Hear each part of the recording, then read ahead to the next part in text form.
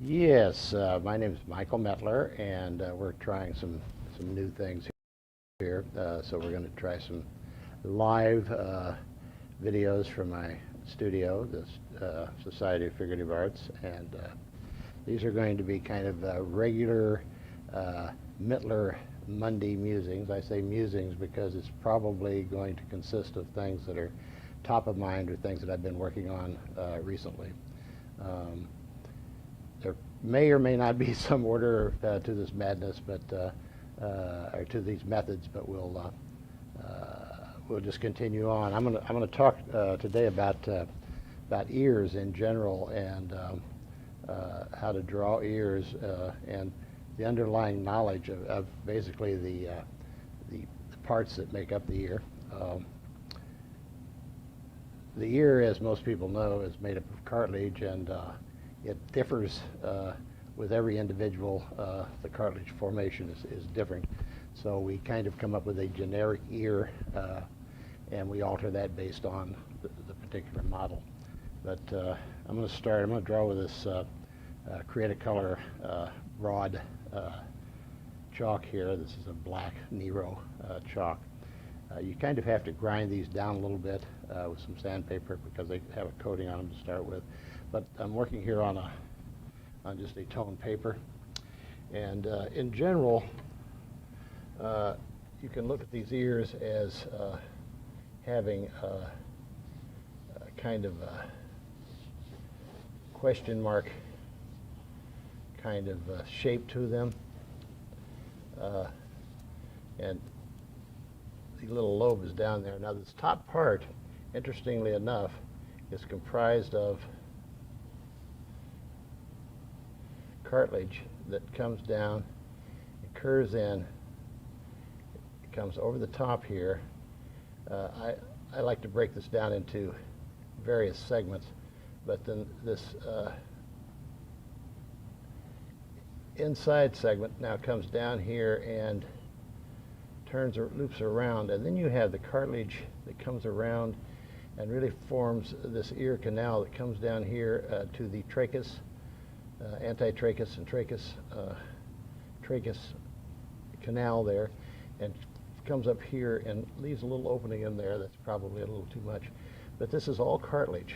This is all comprised of cartilage, and you have a fossa up here that tucks in. So we just kind of go over this a little bit. So you have that inside, then you have this outside piece of cartilage that comes down like this, and the lobe's not on there at this particular time, and it comes in like so.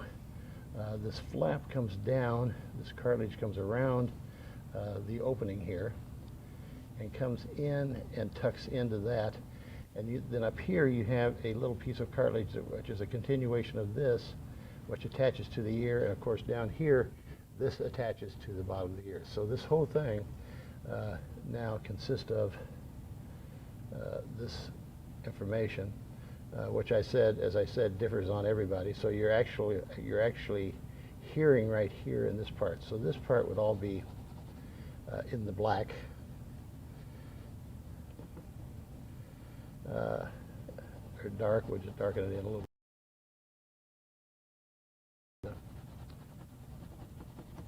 And often I will use just a paper towel to kind of soften this, and then you can come back in with a chamois or a kneaded eraser or just a regular plastic eraser and pull out your light areas to bring this back into the foreground.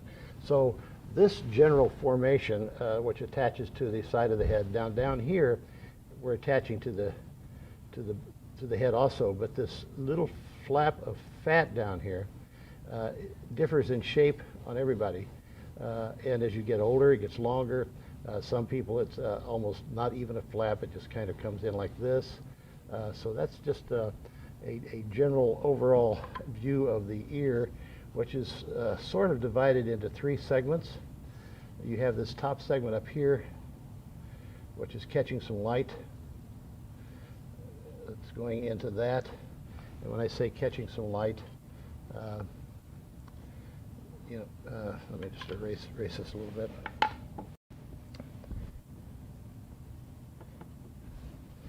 this outside, that's a bad piece of chalk, this outside part is catching light, that's catching light, this would be catching light.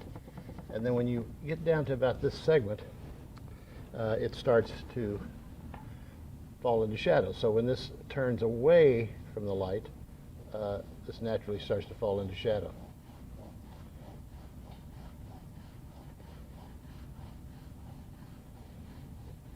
And even this earlobe, generally most of that is in shadow. And you can smudge it, or you can just dust some of this off with a paper towel and pick up. This kneaded eraser is also a handy tool. Obviously, I've needed a lot of eraser here, but you can pick out these lights with a kneaded eraser very easily as well. I like to work on tone paper quite a lot, just because you can work from light to dark and dark to light very easily.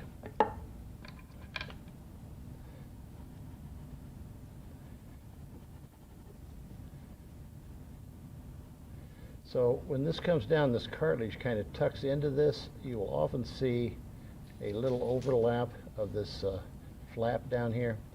Let's clean this flap up too and throw some light on it. So the light would hit this piece of flap coming out to the side of the face. It would hit this up piece. It would not hit this down piece. It would hit this piece. I mean, my light source is over here, of course. So, you know what we're basing this on. And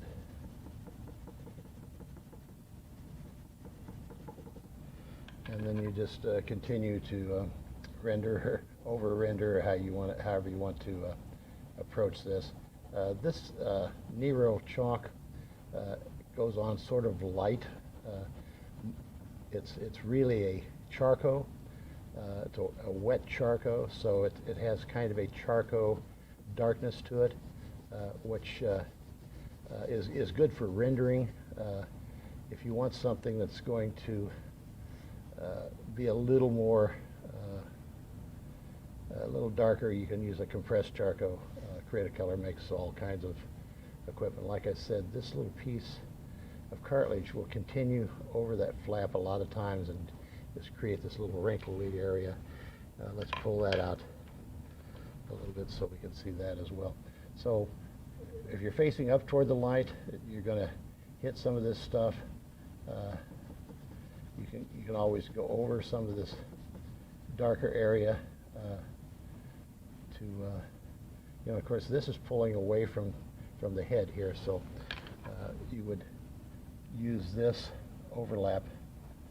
It's pretty strong where that's pulling away from the side of the head. And as I said, you just keep playing with it a little bit till you kind of get the form in there that you're looking for.